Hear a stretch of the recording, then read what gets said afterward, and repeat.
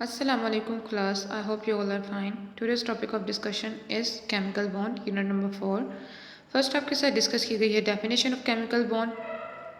किसी भी सब्सटेंस में प्रेजेंट तमाम एटम्स को जो फोर्स ऑफ अट्रैक्शन होल्ड करके रखती है उसको कहा जाता है केमिकल बॉन्ड। नेक्स्ट आपके साथ डिस्कस किया गया octet rule and duplet rule. ऐसे एलिमेंट्स जो अपने आउटर मोस्ट शेल में 8 इलेक्ट्रॉन्स कन्फिग्रेशन मेंटेन रखने की कोशिश करते हैं वो फॉलो करते हैं ऑक्टेट रूल और वो अटेन करते हैं nearest noble gas electronic configuration. फिर आपके पास एग्जांपल्स आती हैं एलिमेंट्स की लाइक हाइड्रोजन और हीलियम।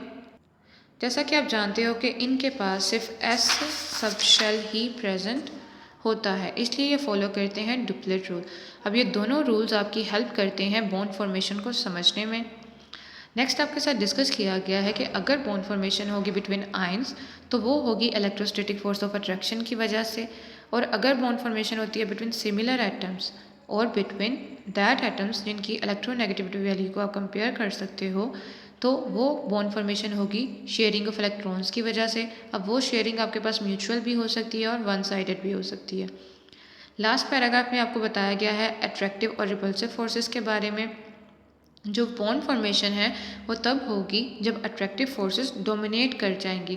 अब अट्रैक्टिव फोर्सेस के डोमिनेट होने की वजह से क्या होगा कि उस सिस्टम की एनर्जी कम हो जाएगी और मॉलिक्यूल फॉर्मेशन हो जाएगी। लेकिन अगर रिपल्सिव फोर्सेस डोमिनेट कर जाती हैं तो क्या होगा कि आपके पास बॉन्ड फॉर्मेशन नहीं होगी।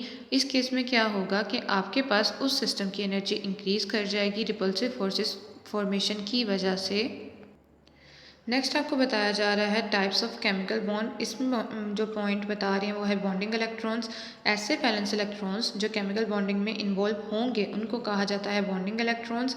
अब वैलेंस इलेक्ट्रॉन्स किस तरह इन्वॉल्व हो रहे हैं बॉन्डिंग में उसके बेस पे आपके पास टाइप्स बताई जा रही हैं बॉन्ड्स की। First is ionic bond, covalent bond, second dative covalent जिसको कोऑर्डिनेट कोवलेंट बॉन्ड भी कहा जाता है, and fourth is metallic bond.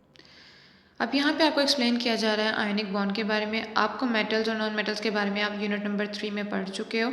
अब आपको पता है कि ग्रुप 1 और 2 के जो एलिमेंट्स हैं वो हैं मेटल्स, और उनके पास टेंडेंसी होती है कि वो इजीली इलेक्ट्रॉन लूज कर सकते हैं और बना देते हैं पॉजिटिवली चार्ज्ड आयंस। जब आप बात करते हो नॉन मेटल्स की तो ग्रुप 15 और 17 के एलिमेंट्स नॉन मेटल्स हैं और वो ईजिली इलेक्ट्रॉन गेन या एक्सेप्ट कर सकते हैं। अब ये ऐसे एलिमेंट्स हैं जो कि इलेक्ट्रोनेगेटिव हैं और हाई इलेक्ट्रॉन एफिनिटीज वैल्यू इनकी होती है। अब जब आप अलाउ करते हो कि मेटल्स और नॉन मेटल्स एक दूसरे के साथ रिएक्ट करें तो आपके पास एक केमिकल बॉन्ड बनता है जिसको कहा जाता है आयनिक बॉन्ड। क्यों? क्योंकि ऐसे टाइप ऑफ बॉन्ड में आपके पास कंप्लीट ट्रांसफर ऑफ इलेक्ट्रॉन हो रहा है from one atom to another atom. अब जैसे यहाँ पे आपको एग्जांपल इन्होंने दी है सोडियम क्लोराइड की। सोडियम के बारे में आपको पता है कि इसका एटॉमिक नंबर है 11, जिसकी वजह से इसके आउटर मोस्ट शेल में वैलेंस शेल में एक इलेक्ट्रॉन होगा। और क्लोरीन का आपके पास एटॉमिक नंबर है 17 और आपके पास इसके वैलेंस शेल में आपको पता है कि 7 वैलेंस इलेक्ट्रॉन्स प्रेजेंट होंगे। सोडियम के पास क्योंकि एक ही वैलेंस इलेक्ट्रॉन प्रेजेंट है और क्लोरीन के पास 7 वैलेंस इलेक्ट्रॉन्स हैं, इस वजह से सोडियम एक इलेक्ट्रोपॉजिटिव एलिमेंट है क्योंकि ये इजीली इलेक्ट्रॉन लूज कर सकता है, और क्लोरीन इलेक्ट्रोनेगेटिव एलिमेंट है क्योंकि ये इलेक्ट्रॉन गेन कर सकता है।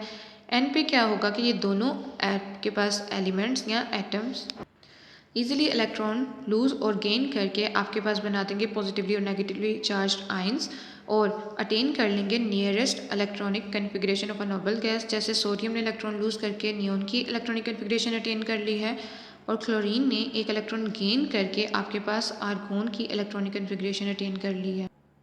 अब क्योंकि सोडियम ने अपने आउटर मोस्ट शेल से एक जो उसके पास वैलेंस इलेक्ट्रॉन था वो लूज़ कर दिया, उसकी वजह से उसका सेकंड शेल उसका वैलेंस शेल बन जाएगा।